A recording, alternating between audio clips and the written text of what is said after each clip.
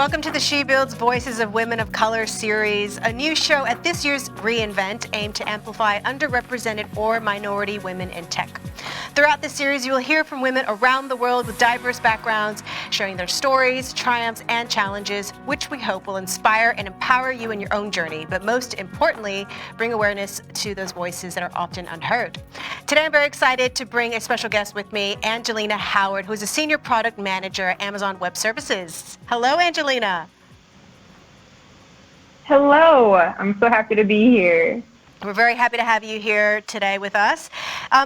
Why don't you share with us a little bit about your background? Sure. I've been at Amazon for 7 years. I actually just moved to AWS back in September. I came to AWS and Amazon directly from undergrad.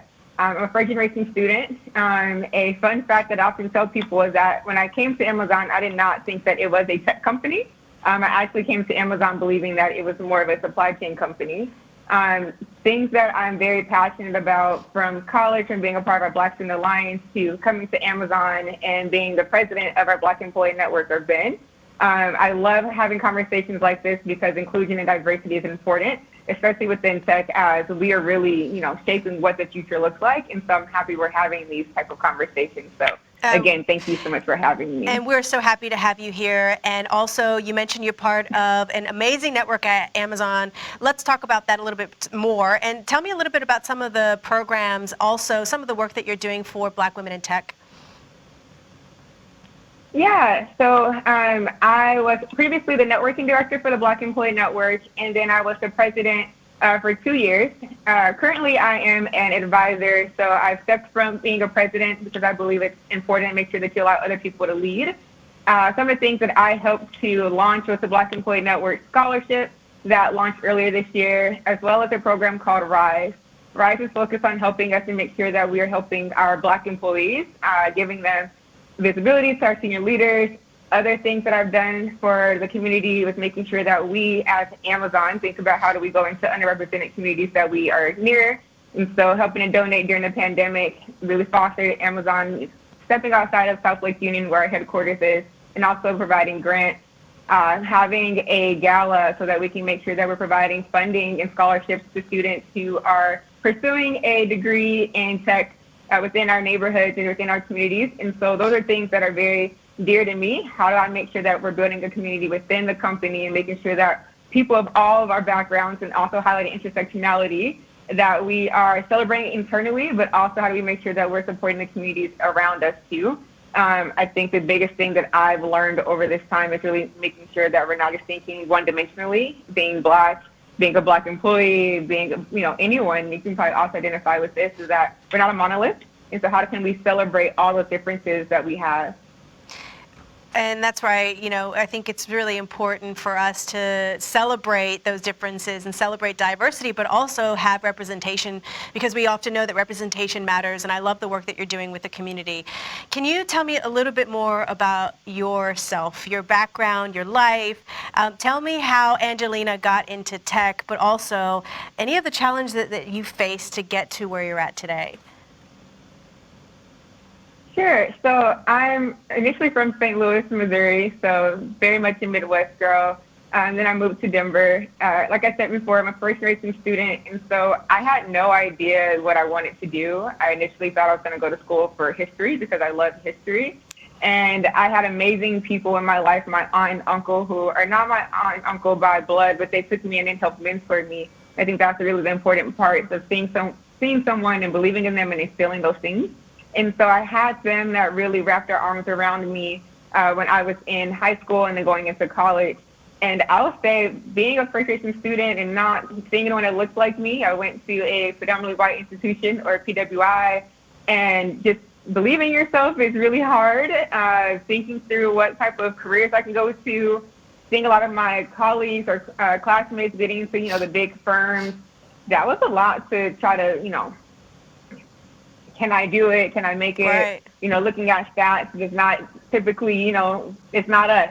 And so I changed my concentration probably 4 or 5 times. And what happened is that I had a professor who really believed in me probably more than I believed in myself at that time. And I finally found something in college that I enjoyed, which was supply chain management. And so we had an alum that was working at Amazon, and he came and talked about his experience, and I just happened to apply. And I received a call back, and even throughout that interview process, I remember being like, well, at least they emailed me. Well, okay, well, at least they called me for a second interview. Okay, well, I'm going to go to Seattle. At least I can say that I made it that far. And so even throughout that, as I was progressing, I was still doubting myself. It's kind of that imposter syndrome, not thinking that you can be there because you don't see representation there. And so once I came to Amazon, I was the only Black person on my team. And not that I didn't feel comfortable, but you start to have this thing in your mind that, okay, how am I the only person that's here? Am I good enough? And those are things that I say I've gotten better over years, but it's definitely something that I kind of subconsciously think about, like, why me? How did I get here? I don't know if I have the grace to up sometimes. And so those are things that I'm still working through, but Yeah.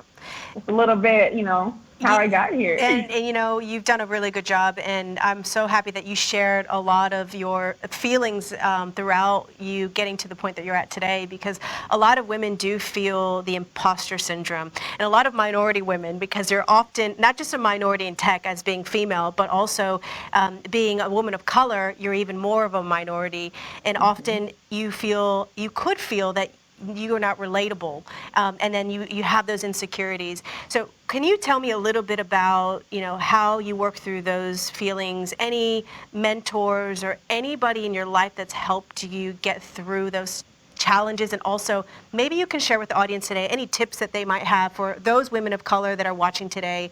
How do they work through those challenges or those feelings of not good enough? Yeah, it's definitely something that I feel like I'm constantly overcoming. But I think the thing that I always go back to is that I go back to what my purpose is. And so because I've been able to achieve so much, I often hear from people saying, because I see you, I know what's possible. And so I have that in the back of my mind that, like, if I succeed, then other people will be able to succeed. And so if I have this seat at this table, I'm going to use the seat that I have at this table to make sure that other people have a chance to also sit here and build their own. And I would say that's what has helped me over time. And I think it's even the smallest of things. If I know someone has learned something from me, they've gained that, I'm constantly thinking about how do I reach back so that someone else doesn't have to go through that. So I definitely say that's one motivator that I have. But also mentors. When I came to, when I got to school, I found people who, again, pours life into me. So when I have those doubts, I can go and talk with them. When I arrived at Amazon, there was a couple of leaders that I went and talked to, and I remember when we had our our head of DEI, she was a Black woman, and I loved that. And I definitely kind of, made sure I networked with her and asked her for guidance when I had those, harder moments. And I definitely built that network of people professionally, but also within my friends. I have someone that I can go and talk to and say, hey, am I overthinking this? And they're like, you can do it. It's fine. So I think it's having that kind of, but I think Sandy Carter, the first person I actually heard say this, is have that board of directors. Have people that you can go to that can feed into you, but then also think about what motivates you. And for me, it's my purpose, and how can I make sure that what I'm doing today will help other women be able to do more than I have today. And so yeah, I love that. Those are tips that I would have is, figure out what drives you and have that board of directors that's going to hype you up. And I couldn't agree more with that. Honestly, Angelina, I think that was really well said. There's a couple things that I want to dive into a little bit more what you mentioned, and one was representation. Seeing more women like me, for you in your instance, how are there women like me out there, in Amazon, but not only in Amazon, but also, in the tech space? How do I become a leader? How do I also grow to become a leader? Who do I go to? So you touched about networking, and I really am glad that you mentioned that as well. Can you tell me a little bit more about some experience, or maybe an experience that you've had recently where you were guided through a challenge that you faced because maybe you felt a little bit more inferior in your role, or maybe it could have been a project that you worked through, and how you got through that?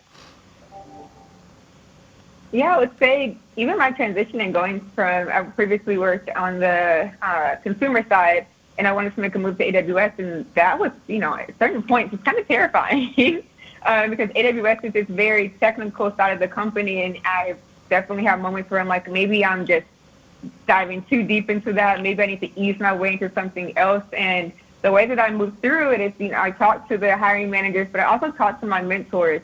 And some of my mentors included my previous managers and said, hey, I think I'm maybe trying to, do too much at one time, and having them say, I understand your work ethic. I understand what you can do.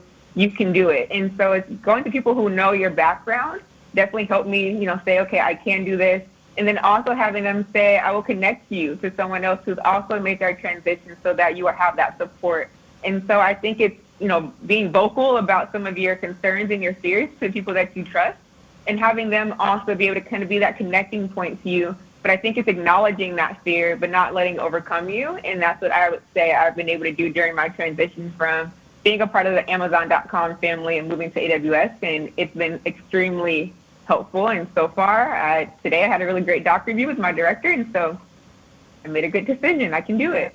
It always feels nice when you have that great doc review. And for those of you watching today, our doc review process is pretty intense, right? And it's very thorough. So once you have really good feedback, that's always nice to hear.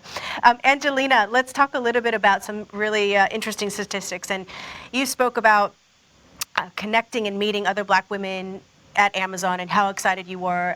Black women make up 3% out of the 25% of women in technology in the States, which is a huge statistic that we can't ignore. Let's talk about what you're doing and how you feel that other individuals, allies, other people who are supportive of women of color, what they can do to help increase that number. Yeah, I would definitely say internally, whenever I see another Black woman at Amazon, I'm kind of like, hey, or if I see like a Latina or Asian, I'm like, hey, so what are you guys doing? Like, how do we make sure that you're coming to these different events? But I definitely want to make sure, especially if they're newer to the company, how can I be a support for them as other people were for me? And so I definitely would say internally, it's like whenever I meet new people, especially within product management, there's not that many women of color in product management. And so I definitely try to extend, either if I think that I can help mentor them or how to build this community, that's something that I've definitely done. Let's say even more so within product, because that's an area that I am closer to. But I also understand the importance of having more diverse product managers. All of our different backgrounds will help us make sure that we're building more inclusive products. And so that's something that I do is whenever I see another woman of color as a PM, I reach out to them and say, hey, you want to get coffee? Or like, hey, let's kind of put you in this group chat. And so that's something that I definitely proactively try to do.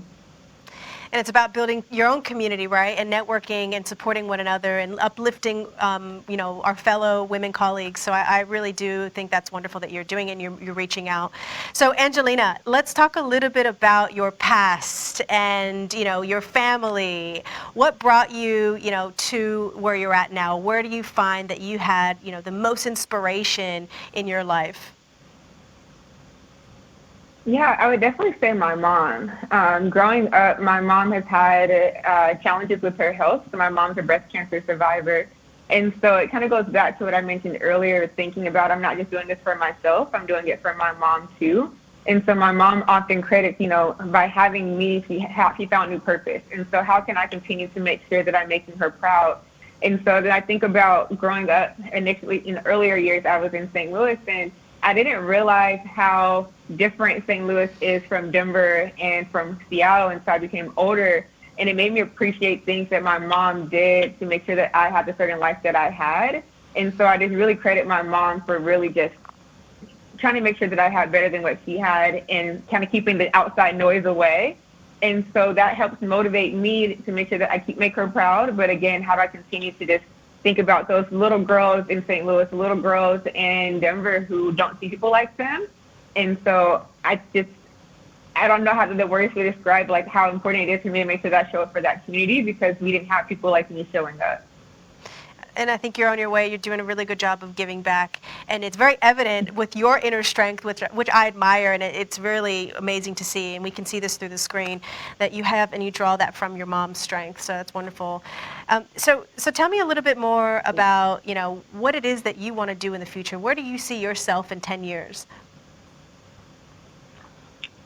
Yeah, I definitely see myself continuing to, hopefully in 10 years, we found a better path to making sure we're building inclusive products. So one of the things that I really want to continue to instill is how do we make sure that we are making this a part of our build process. So hopefully 10 years from now, not just Amazon, but all companies within the tech industry will have a focus on making sure that all their products are inclusive. I also see 10 years from now, I continue to advocate for people of color. I want to make sure that I provide a platform for us to be able to share our stories. And so that's what I want to hopefully accomplish within the next 10 years, is making sure that I've left my mark and made sure that I've laid the groundwork for us to make sure that technology is more inclusive. I think technology plays a big part in this digital divide. So how can I do my part with closing that? And so those are things that I see myself, hopefully, director of products and just driving that change that I want to see. And you mentioned something that I want to ask you a little bit more about, inclusive products. Let's talk a little bit about what you do at Amazon. For those of you watching today, Angelina's role is classified as non-technical roles. So there are amazing roles at AWS that are both technical and non-technical. And so I want Angelina to talk a little bit more about what that looks like and what you do on day-to-day. Yes, so I'm a senior product manager within AWS. So we have PMs and we also have PMTs. My role, which I think is an interesting thing, is that I'm actually moving towards a PMT role.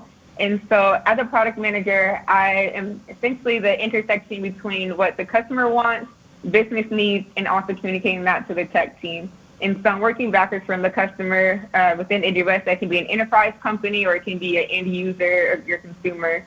And so I'm taking, what are the problems that face where I think the customers don't even know that they have, what are problems that they, have, ones they don't know about yet or not aware of, and how can I translate that into a business need, but also how do I translate that into technical requirements to give to our tech teams. And so when I think about inclusive products, I'm making sure that I'm thinking about a diverse set of customers. Is the product that I'm building, how does that impact different people from different demographics and different regions or parts of the world? How does that affect people with disabilities? And so those are things that I think about as a product manager, because I'm the one writing these requirements that the tech team is eventually going to build. And so that's kind of a high level what a product manager is. And so my day-to-day, as you mentioned it, we're very much a doc writing culture. So writing different documents, framing narratives around what is the customer need, what are different opportunities that we can pursue, but also writing different requirement documents, meeting with stakeholders and leaders to help us push our products forward. So that's an overview of what my day-to-day or my role is. Sounds like you have a lot of document experience writing. So I think that's really exciting for all of those to hear the really cool job that Angelina has on day-to-day. So talk to me a little bit about the location that you're in and, the city that you live in and maybe some of the experience you had, all of the Amazon offices. Yes. So I recently moved from the headquarters office in Seattle to Dallas, Texas in February. And so I'm still getting used to the city. It's interesting because I moved here and then I'm hardly ever here because now as the pandemic's kind of winding down, everyone is getting married, everyone's having babies. So I feel like I've been on the plane going to baby showers and like weddings and seeing my friends. So I would say the city, definitely love it because it's definitely got more diverse in Seattle. Getting a different feel for different cultures has been really interesting. I go back to Seattle often. I do love our Seattle campus. It's nice to actually feel like you're within an Amazon campus versus in Dallas. It's pretty much a remote role. The DC office, if you haven't had a chance to check it out, I'm excited for what that's going to become. And so I think each office has its own feel to it, but I don't think anything comes close to the headquarters so far. And so have you had any interesting Texas barbecue? That's the biggest question for everyone. And so this is the sad part. During the pandemic, I became pescatarian and I don't eat meat anymore. Oh, and everyone's that's okay. like, how did you move to Texas? And then now you don't want ribs anymore. And I'm like, it's really hard to not eat them. So we'll see. Ask me a year from now. Okay. If I'm still pescatarian. I had to ask that question. So, that's really great that you shared all that with us. And I think the work that you're doing with the BEN network is just amazing. And for those of you that want to get involved, Angelina Howard's on LinkedIn. You can get connected with Angelina, ask her more questions about what the work that she's doing for our women in technology that represent our Black community, which I think is so empowering and so important. Angelina, before we wrap up, there's a couple of really important questions that we've been having to ask all of our amazing panelists and interviewees throughout our whole series. One of them is, what is your favorite song? Wow. I'm trying to think of my favorite song, but I love Summer Walker's entire album. I don't know if you're a Summer Walker fan, and so I'm like, the whole album I is haven't really heard that good. one. Is So if you it? haven't heard, Okay. okay, I need to yes, listen to it's that called one. Still Over It. It's on Amazon Music. We'll definitely have to check that one out. And if you could live anywhere in the world for maybe a year or two, where would you live? Wow, for a year or two. I've always wanted to go to Fiji, but I don't know if there's enough things for me to do for a year. I would go to Italy. I Italy? loved Florence when I went to Florence, and so if I can just be in Tuscany area and be able to travel to different places, but have my home base in Tuscany, Yep. Florence, I would pick that. That's a beautiful place. I actually was born in Pisa, Italy, which is near Florence in Tuscany. So I can tell you that's a gorgeous I went place. to Pisa. Yeah, okay. So my dad was in the military, so my dad's a veteran, and he and well, our whole family, were stationed there, so it is a gorgeous place. So you picked a good one. Well, Angelina, thank you so much Yes. for your time today, and I cannot wait to see all the amazing work that you do. I want you to continue to do everything that you can to drive inclusivity and diversity, not just at AWS, but for our tech space. It's super important, and the work that you're doing for women of color is amazing. So continue to do all the amazing stuff that you're doing, and keep us in the loop and on the journey. But other than that, it's for our end of the segment. Do you want to kind of give advice for anybody watching before we sign off? Yeah, I would definitely say, I know we touched on this a couple of times, you do not have to be technical to work at Amazon. I started off as a brand specialist or vendor manager. I went into supply chain manager role and then into product, and then now I'm making my way to product manager technical. There's space for everyone, so don't let AWS name or Amazon name make you feel like you can't do it. We all have a space, and so definitely encourage you to pursue your careers. Even if you're not technical, you can still work in tech. Love the advice. I think that's a really great segue to end our amazing talk, which I feel like I can have this talk with you for hours. Thank you all for watching as well. You're watching the She Builds Voices of Women of Color. We'll see you next time. Thanks, Angelina.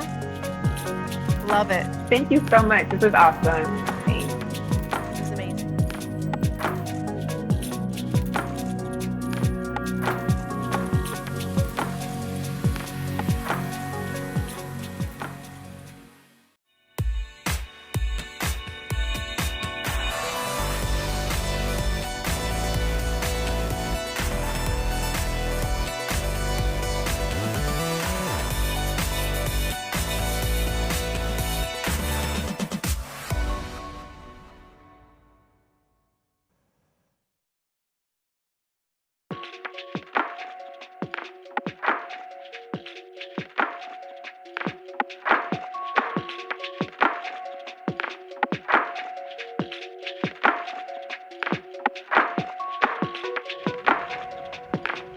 Welcome to the She Builds Voices of Women of Color series, a new show at this year's AWS reInvent aimed to amplify underrepresented or minority women in tech.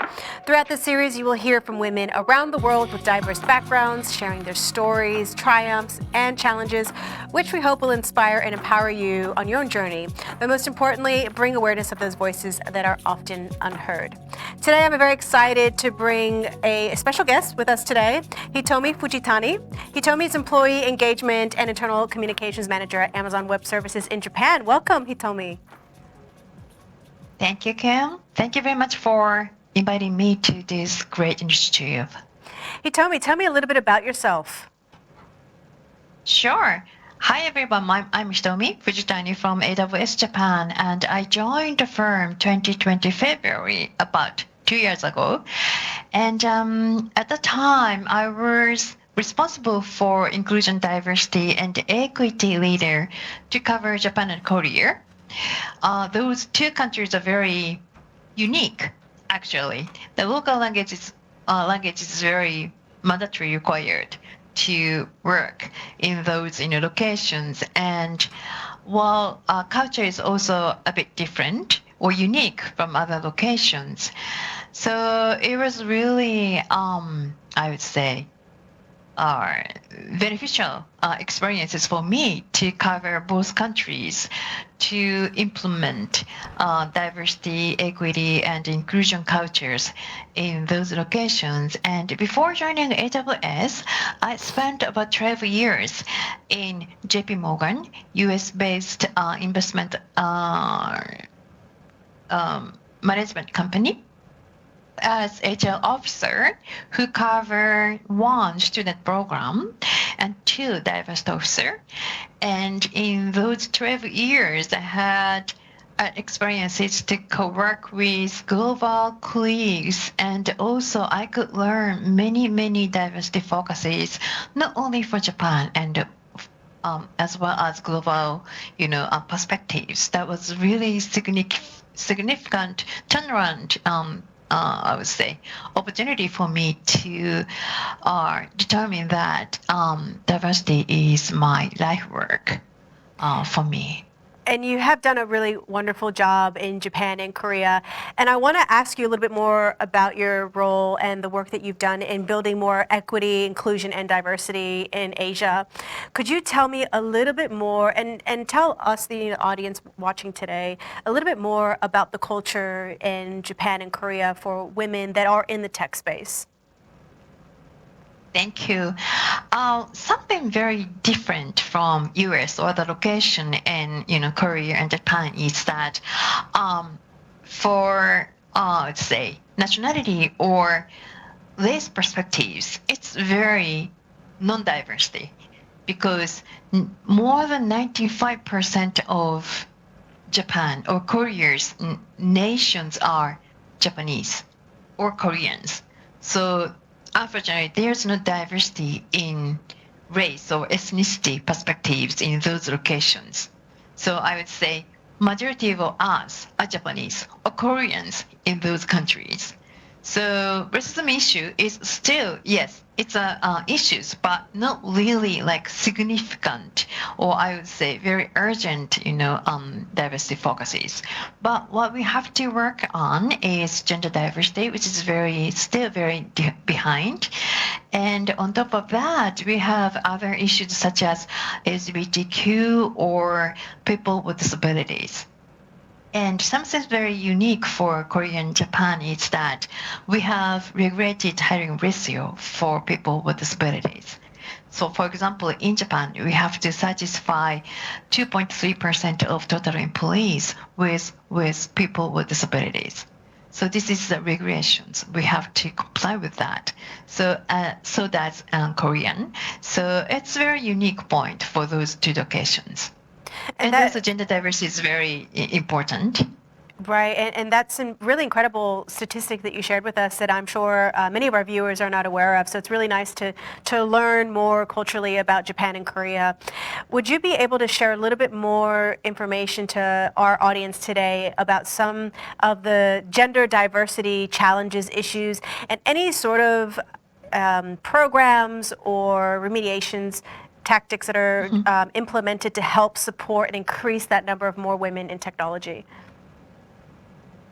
Thank you. Yes, gender diversity is also very major issues in Japan as well as Korea, because there are some systematic barriers to, I would say, prevent gender diversity society.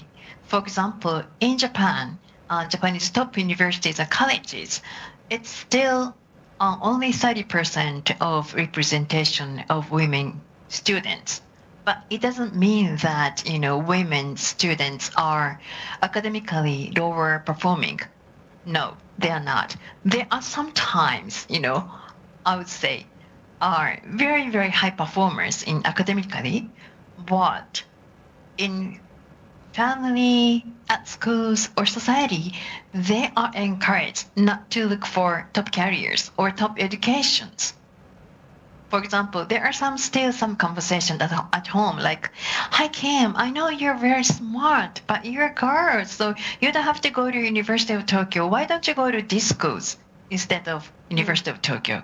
Wow. Because there are some bias.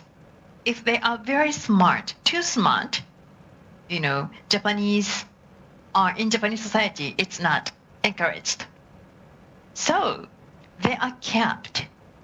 So if they're kept in educational stage, they wouldn't, think about top careers after graduation from schools. So there are still some issues for women Yeah. for career up in the society. But as you mentioned, in technology, industries, as, as I mentioned, it's still 30% of representation of women at Japanese top universities. But when it comes to science majors, it's further worse. I would say 20%. And if it comes to computer science, it's still less than 15% of representations because there are still systematic bias that many people still think that science major or computer science is something for male.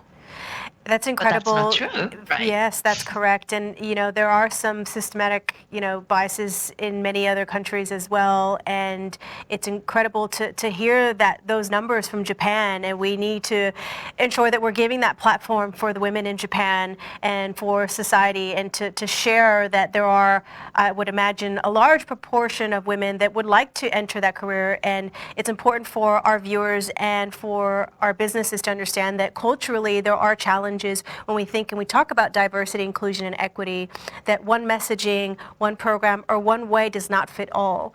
And so it's really important to hear the message from Hitomi and to listen to the challenges that women in Japan are facing.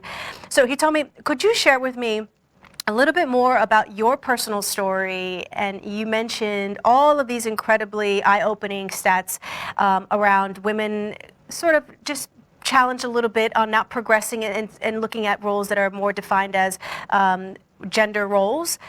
Tell me a little bit about your story. How did you get to your current state, which is an incredible senior leadership position that you've done quite well and really distinguished within our peers? Tell me a little bit about how you got there. Sure. Thank you very much for asking that great questions. I was born in Hiroshima, that is a western part of Japan, at a very, very conservative, I would say value perspectives, parents. But I'm still thankful for my parents because they gave me so many opportunities to look for higher educations. So I'm still thanking to my parents, but said that their, ultimate goal that they were looking for their daughter is to become a housekeeping wife at the end of the day. So they used to talk to me that, Tommy, I know you're very smart, but why do you have to go to 4 years study for college? Why don't you go to other schools rather than universities or something like that? But I felt something wrong in my mind. Why do I have to become housekeeping wife? Is this the only dreams I could dream in my in my career, in my life? So I was feeling something different in my mind. So I decided to go to university in Tokyo by leaving my family in Hiroshima, and my parents were not happy with my decisions, but eventually they determined to support my idea, and I could have a 4 years study in Tokyo, and since then I started working in Tokyo and also spent my entire career life in global firms. And, living in Tokyo and also working in global firm opened my eyes very widely because I could now find myself, like how I feel happy or being myself stands for what for me. Yeah. So what is being myself? You were looking Looks for like. yourself. That's right. Exactly. So I now understand how I can be myself in the workplace and also in my private life, and also how I would say, I wasn't encouraged to do whatever I was looking for when in my days back in Hiroshima. So I still want to talk to any, working parents or working mothers or fathers. Don't keep your daughter. Don't, um, I would say discourage your daughters because of their gender, Yep, that's because right. they have their own dreams. And also, please do support whatever she wants to do in their futures. Please support them. And also same for their sons as well. Yes, and that's very incredible of your story as well, because you talked about not having the support from your family, but then later on they sort of thought, oh well, if she's happy, we'll support that. But you were really Yeah, against social, cultural, and personal exactly. norms, which is very incredible feat for you. And I think that that's a true testament of your resilience and your strength, which is like I mentioned earlier, a very admirable and true testament of how and who you are today and the current role that you have.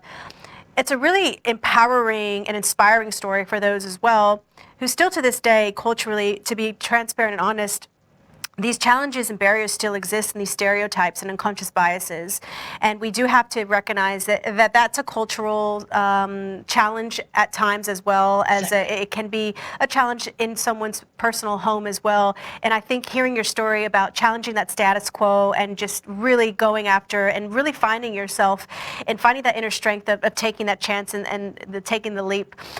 Earlier today, we had a session from Masanya who mentioned when she tried to get an MBA, somebody told her you should get an MRS, which is Mrs. So Wow. they were insinuating you should probably just be a home wife. So he told me a lot of these examples that you shared with us today are very relevant still to this day. Um, can I ask what else are you doing currently that is inspiring women in Japan? Because I know personally you're doing an amazing job with some of the ID&E, which stands for Inclusion, Diversity, and Equity programs. Can you share some examples of some of those programs that you've implemented for STEM? Sure, thank you. Since I joined the firm, I would say conducting so many workshops or trainings for internal employees in Japan. So hopefully they are, now, understanding how DI is, important, and also it's required for AWS's business growth in the future, but as well as impacting my internal employees, I started contacting, external, I would say, audience since last year. One is awareness session for women high school students, and the other is workshops for our AWS clients in Japan. For high school students, as I mentioned, there is still 30% of representation of women at the Japanese top universities because of systematic bias. We have to tap the shoulders before those high school girl students determine which major they will move for. So we are, having some virtual, awareness sessions for those women high school students to attract them for, or I would say, IT engineer job, and also global career and the global educations. Because if they move to computer science or science major, they could study global, education in a global language, and then that would lead them to global connections and also global careers at the end of the day. And also, our engineer is one of the very attractive job where every kinds of individuals can grow, and also there's no gender gap in those Wow. areas.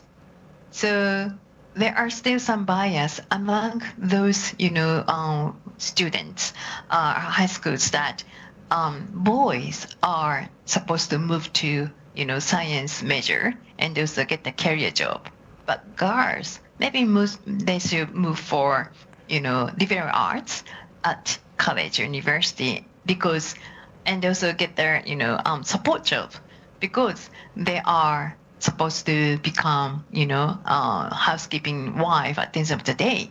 So we are you know wakening up. Yes. Hey, this is 2021.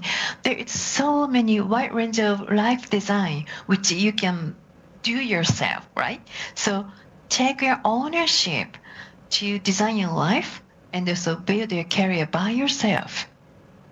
And I'm very hopeful for that. And I think that you are, from the sound of your voice, Hitomi, and I'm sure from even going back 10 to 15 years the ago. message that I wanted to hear when Yes. I was 18 years old. That's right. And we're very hopeful that things are changing and we're paving ways for the younger generation.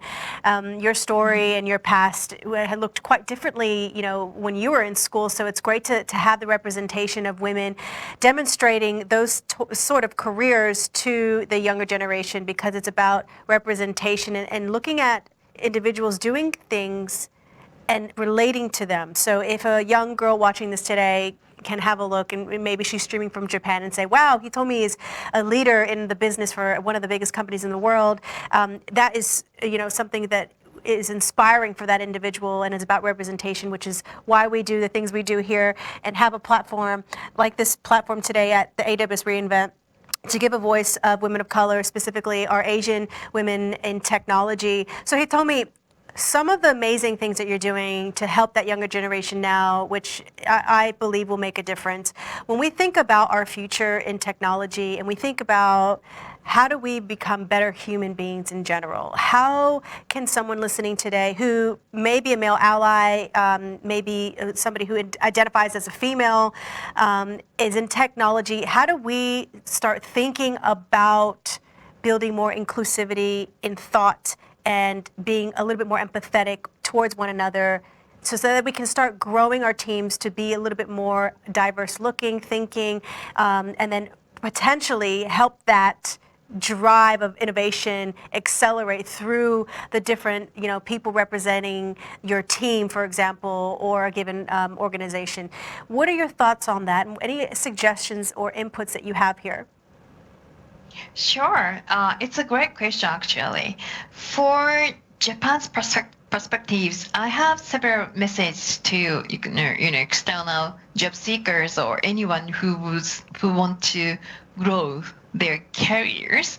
One is that when you're looking for future job, maybe technology and also English are two keys for success in your careers, because those are key for doors that would lead you to global stage, because those two tools are mandatory required if you're looking for some global careers in your life. And English is a key for communications, and IT is a key for skill set.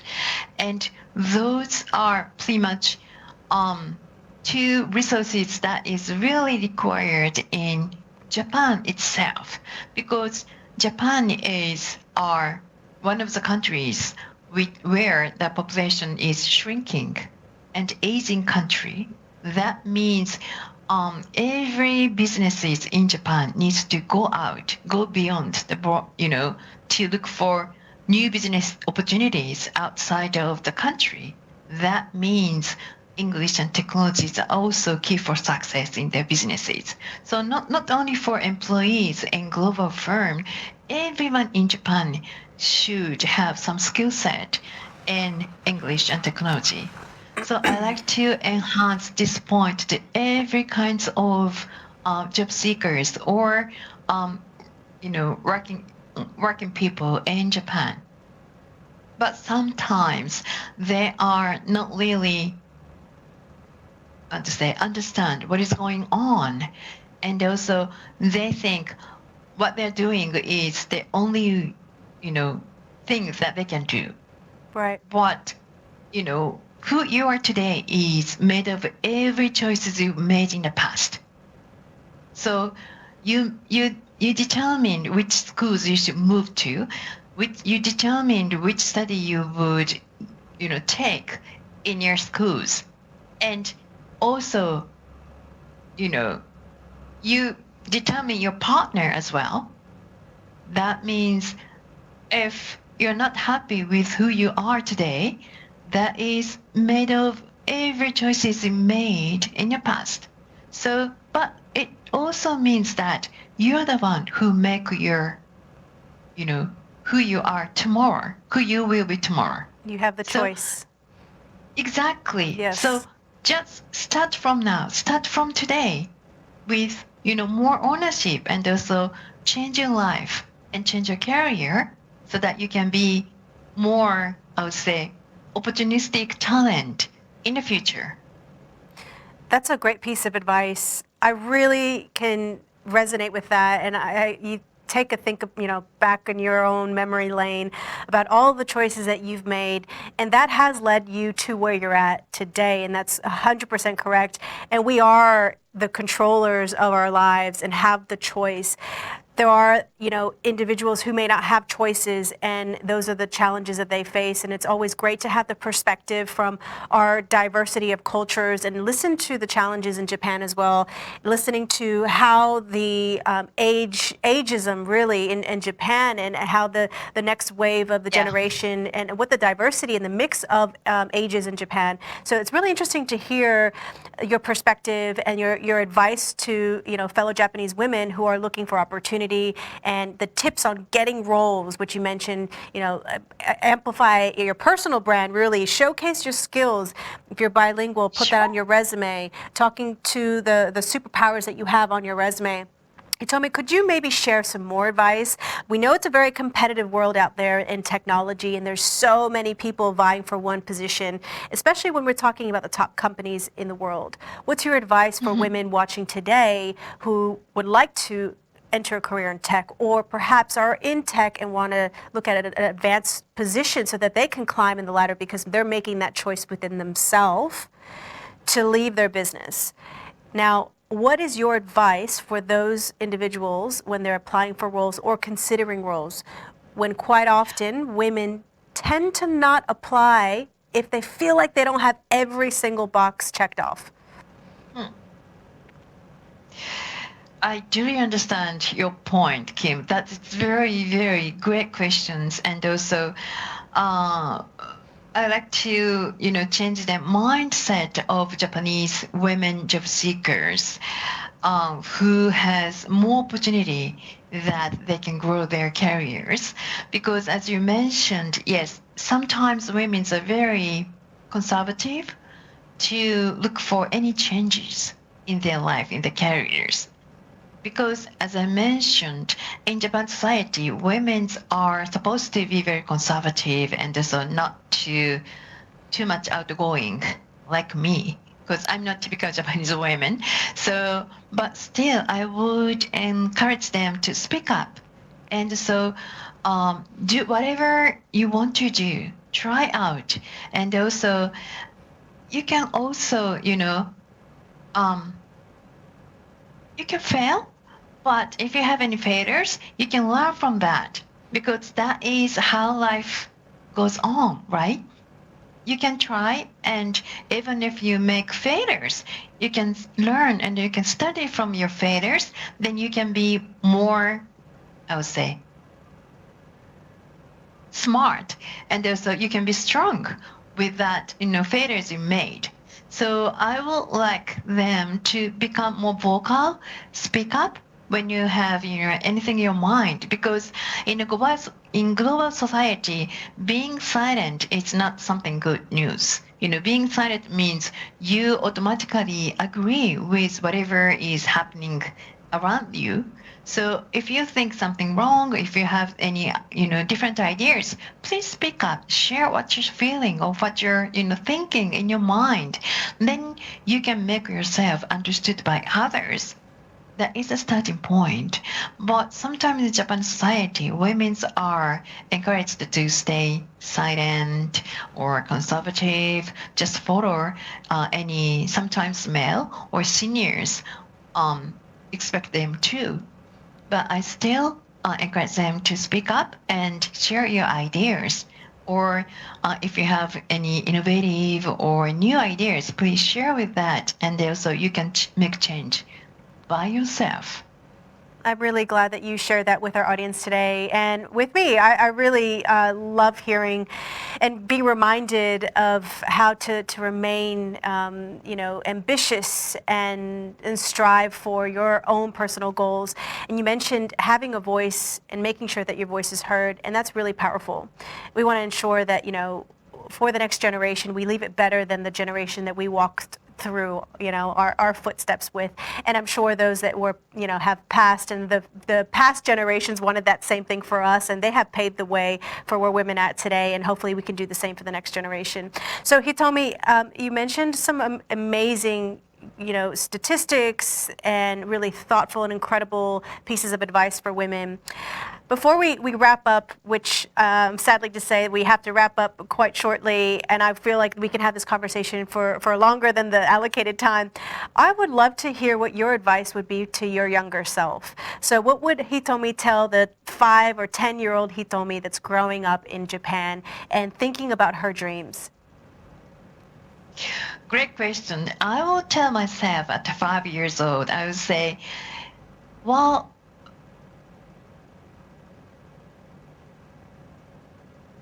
find a way how you can be yourself and find the things what you want to be in your futures.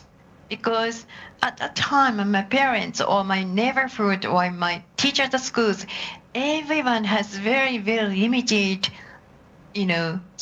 options for me to become in the futures.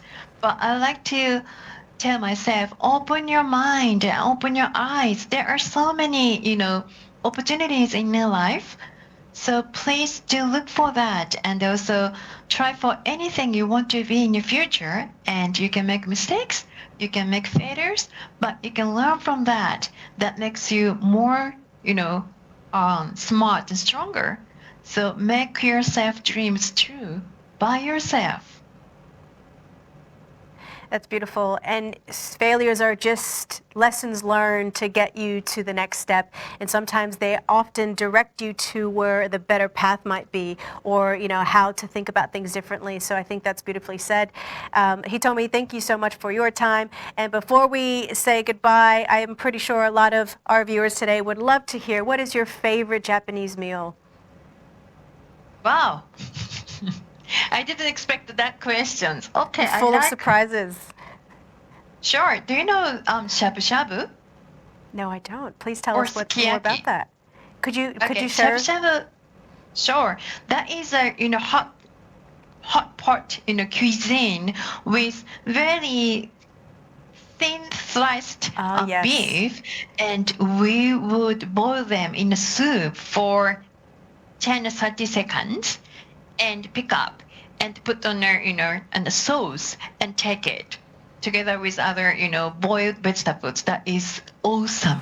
That is prima yummy. When you come to Japan next time, please do try shabu shabu. I will. I will go with you, and you can take me anywhere you want. I'm very excited to do that. Hitomi, thank you so much for your time. It's always a pleasure speaking with you. And over the years, thank you for your support with She Builds.